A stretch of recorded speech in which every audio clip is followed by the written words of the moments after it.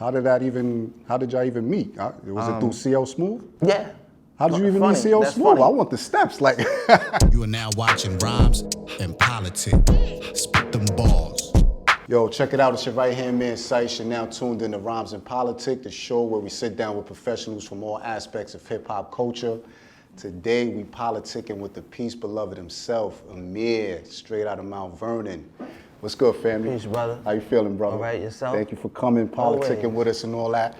Real quick, your born name is Amxxr with 2 E's. Yes, sir. But your artist name is Amxxr with 2 X's. Absolutely. What's the science behind that?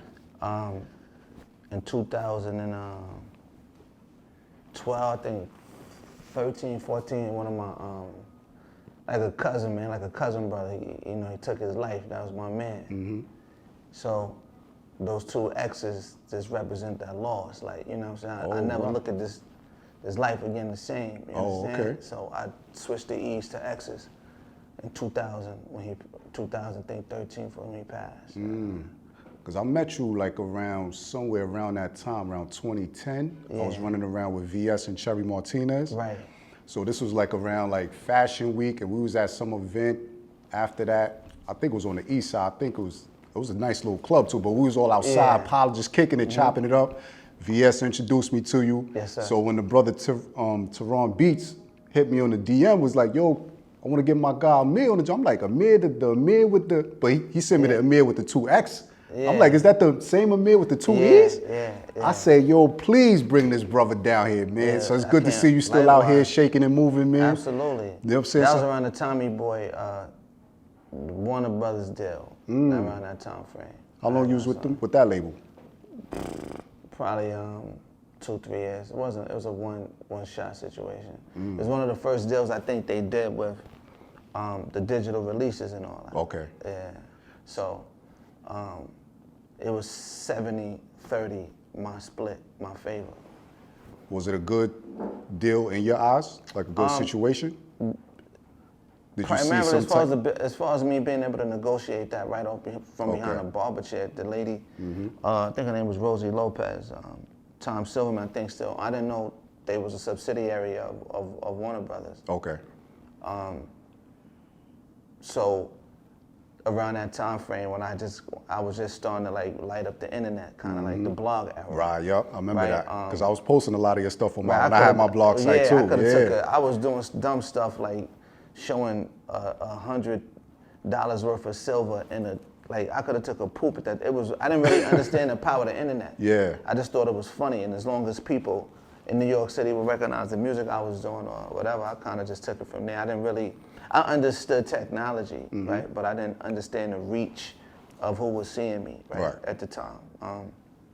But she, because of the internet, as my vehicle of choice, I've been able to like Master it and all that, yeah. And just not just the user end of it.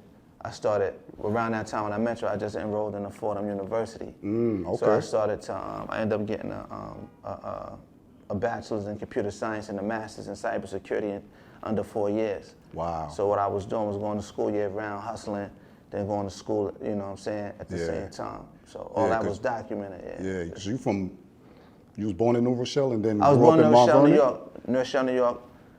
My mother, I was born in New Rochelle, New York Hospital. Right. My mother lived in Mount Vernon, I think, McCleary Avenue. From there, we moved to VA like yourself.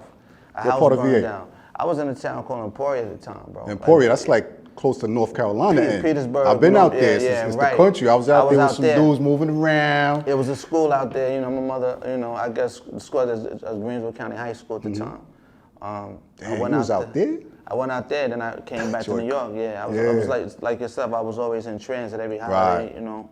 I was always back up here, so it was never like, I learned a lot out there. Yeah, I think definitely, the duality me too. between having a Jamaican foundation and living out there and then coming back, and then moving back to New York for good, it was kind of like I guess my mother thought she was saving me, my brother, my sister from something, but still turned up anyway. Yeah, it still you know what I'm saying? What it was. I think I got more in the streets down there. Because when my mom's moved us down there, this is like early 90s, I'm born in 76, so I'm probably like 13, Yeah. 14-ish. VA is a very, you get into what you want to get in kind of state to me, place, right? If you want to be artsy, you can find that. Yeah. You have to insert yourself. The streets out there to me, streets anywhere are the streets, right? But certain streets, I feel like there's no prerequisites for jumping in the streets. Or I call it jumping in traffic. You want to jump in traffic, go ahead. That's my terminology for it. You want to get in traffic, go ahead, bro. But you don't need a license to do that. Only time you need something is when you get caught. Yeah. So and down there, you don't want to you get jammed up out there. It's on your report card for the rest of your life. I got jammed up out there. Me too. I got an F on my joint still on. No. Well, I didn't keep it. I was a teenager, and I got some like alcohol and some other kind of charges involved. But I didn't want to tell where I got the other, all of this shit from. So I kind of just bit it. Yeah. And it followed me for a little while. Of course, definitely.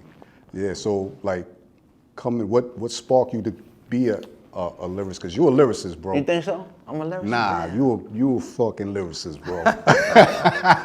I can't get off this 7-day Beloved EP, man. That's a dope project from top to bottom. It's just enough. You giving them all from, because I listen to like the beat, the lyrics, the cadence, the topics, how you delivering it. Yeah. Yo, that's a whole solid package right there, man. You did good on that. Pete Rock is on the production on that? Nah, he was a coach. Okay. He did a RZA, I turned, it was me, my man Tone Beats is on there. He's under, I can't say under True Soul officially, but he's with True Soul, right, as a producer. My man Trey, I call him Trey on the drums, young boy out of Jersey.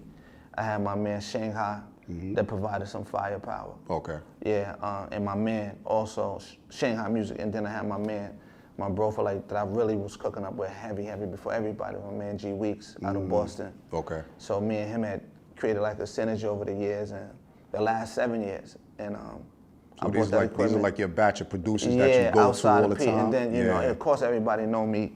I say everybody know me. Everybody know my relationship with arsonists, right? Because heat makers. For years we go back some time. I heard the brother mention the Binks. You work with them. Work with them too. Lately, Bink is fire, yo. Yeah, he don't mess with everybody, right? Which makes it special when he does mess with you. Okay. He's kind of fickle, right? So I think that's kind of like a lot of the like Pete Rock too, right? Kind of a little bit. Pete, listen. I think he choose who he want to work with, like. Yeah. So and even to slide into that, I think the thing with me and Pete was, I never knew why he said come on. I never knew. I never asked. How did y'all even meet? Was it through CL Smooth? Yeah. How did you even meet CL Smooth? Funny. I want the steps, like. So at one point I was out, I was in traffic, man, and I was, messing with the weed or whatever. This is all whatever. It's legal now, right? Yeah. And I'm pretty sure when people say they going, I don't do no facade. I wasn't crazy with it, but I was at the time it could have looked crazy. Yeah. Right. So, CL came to the shop. I was cutting hair at the time. Okay. And I was also, barbershops, shit happen in shops, the shit that happened. Yeah. So I said, I got some outside the truck, man. I'll go grab it for you, trying to get my shit off. And he said, I'm doing a show downtown later with the Roots. And did he know you was an artist? Nah, my cousin played a record that I had, an Erykah Badu record, the remix. This guy named Jason Panucci from Albany, New York. Okay. Jason Panucci had given me the record. I think Q-Tip was on it originally or something, and I ended up putting my vocals on it. He said they like your voice. I didn't really think I was really, my penmanship was up the par at the time. But I guess they liked the voice texture. I always thought my voice was funny because. This was like you early coming into the music biz? For first time. I never had. What year was this? You talk about 2007. Got to be, yup. And so I didn't really have. I didn't have a demo or nothing. This dude said, "Yo, you do rappers?" Yeah, and I ended up doing it. Wow. And I didn't have a demo or nothing. My cousin played the record in the shop. Yeah. CL was like, yo, do you, if I had the record, it'd be a hit. I said, I got the record, why is it not a hit? You arrogant, young, and cocky. You like, yo, I got the record, it's a hit now, nigga, what you talking about? Yeah. So everybody started laughing, so we kind of just took it from there. And then like I said, that night, that evening, I went down to it was an Urban Plaza. Him and Pete were performing, and that's when I met a few of the other guys from Mount Vernon. Like Dio was there. AZ came through. I ended up linking up with AZ that day, and AZ was one of the first artists to ever take me on the road around that. Really? Yeah, like maybe. But you don't got nothing out, huh? Nothing out, no. And they just like putting their confidence into you? Or they just see something near you like, yeah, oh, now, come with me. Yeah, it could have been that, you know. It could have been, right. You know, in hindsight, I think it was, I came across something the other day, it said it's the difference between believing and knowing. Yeah. Some people can believe in you, right? But when you know things, it's a different vibration that you create around yourself. So if you know it and somebody believes, you don't have to say nothing. Right, right. It's like, you look at a basketball player like, yo, this dude like, he'll give me 30. He's like, nah, I'm chilling. But he know he gonna give you 30. You believe he can give you 20, right? Yeah. So I think that creates energy around artists. Okay. You know, and I think around that time, I was like Fats was saying earlier, I think he was on your show, he said, you know, sometimes your frontal lobe is not fully developed, right? So we think we have answers to the unseen. My grandfather used to always say, your eyes can't see what your brain can't comprehend. Okay. Right? Yeah. And I think that was in that time frame, I was more seeing things, but I wasn't totally in full comprehension of what was taking place around me or why. And they say, yo, come with me or whatever. And, you know, but what's for you will always find you, I was always told. So I think that kind of played out that way because to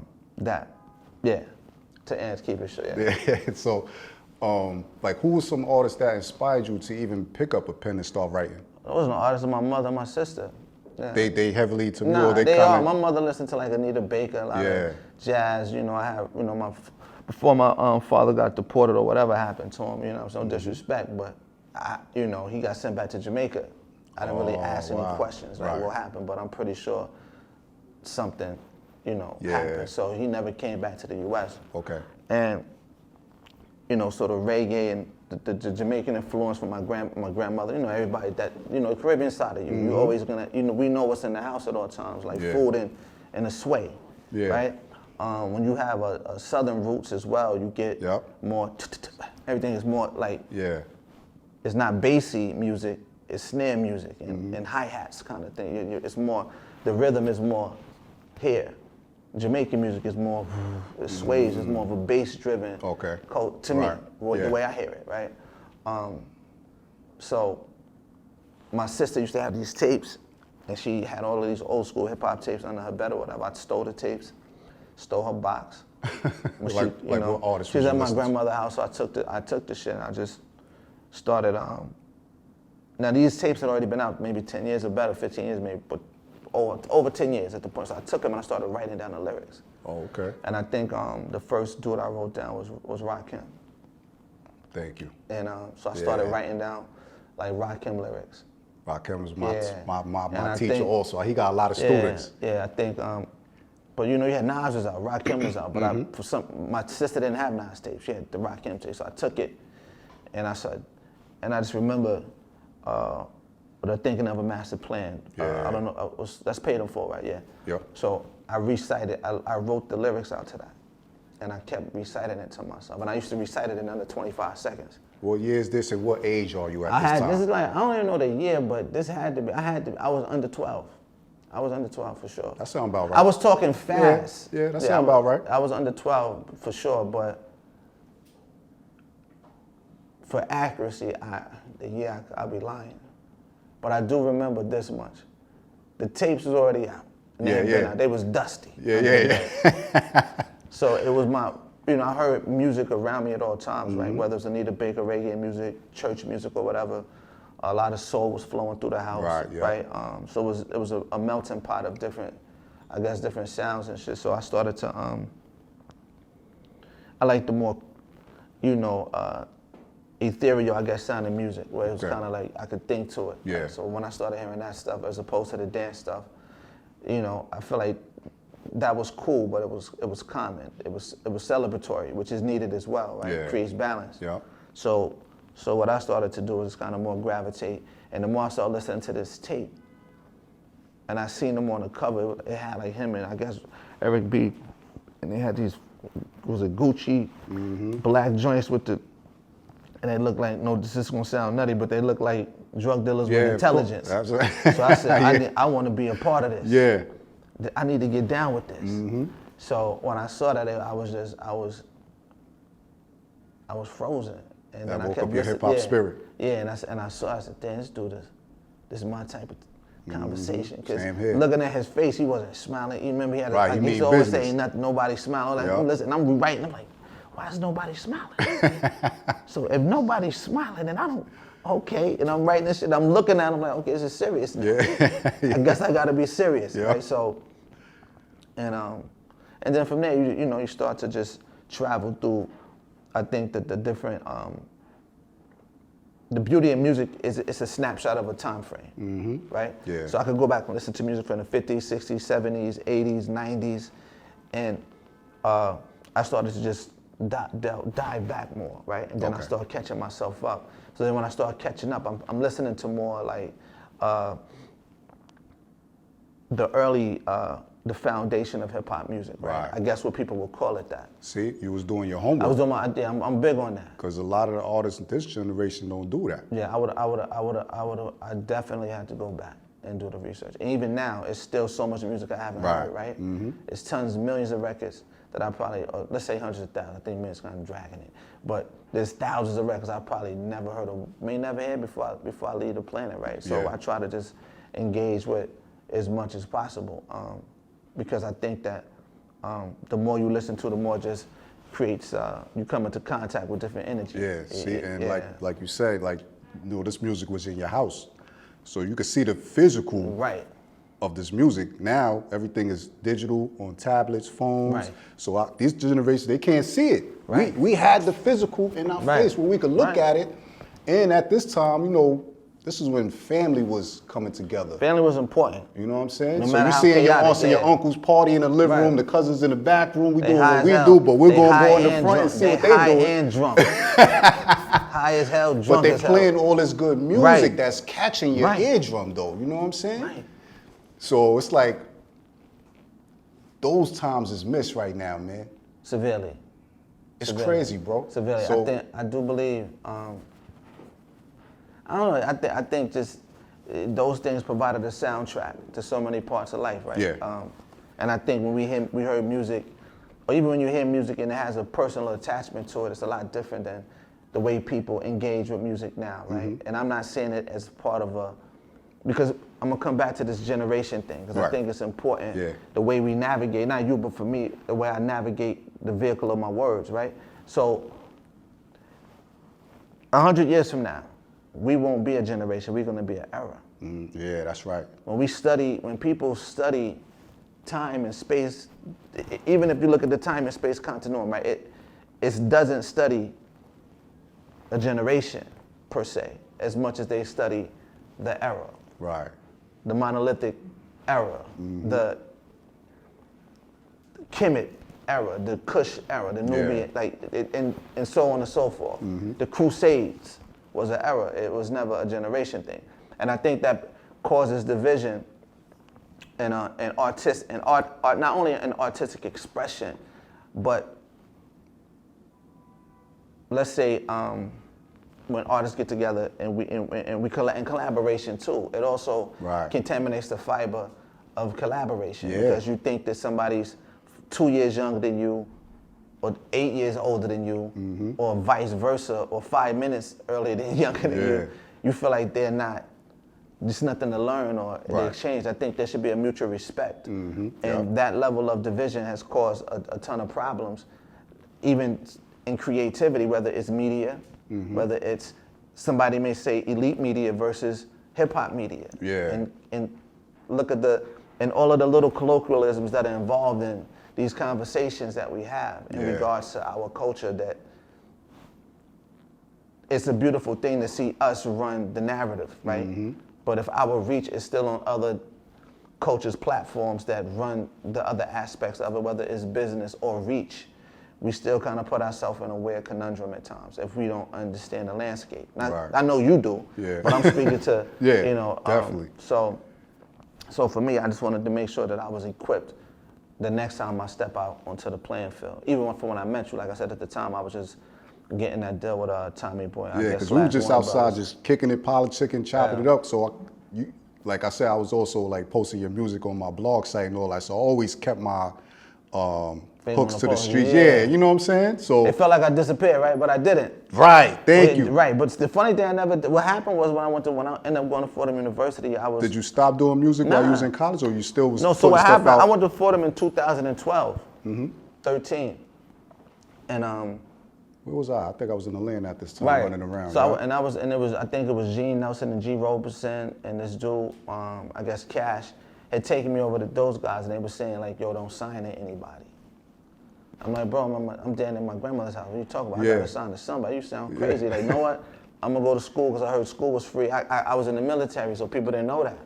Wow. Whereas I was in the Army, and I did 11 months, 12 months in combat. I was in PSYOPs. I went to the John F. Kennedy Special Warfare Center in school at 18, 17 years old. Did you want to go there, or? Nah, it's a situation. Gotcha, You know what I'm saying? yeah. And it wasn't like I was in some government. No, it was like, but I guess it's called a GT score, when you score high on an ASVAB test. What happens is the jobs open up based on your test score.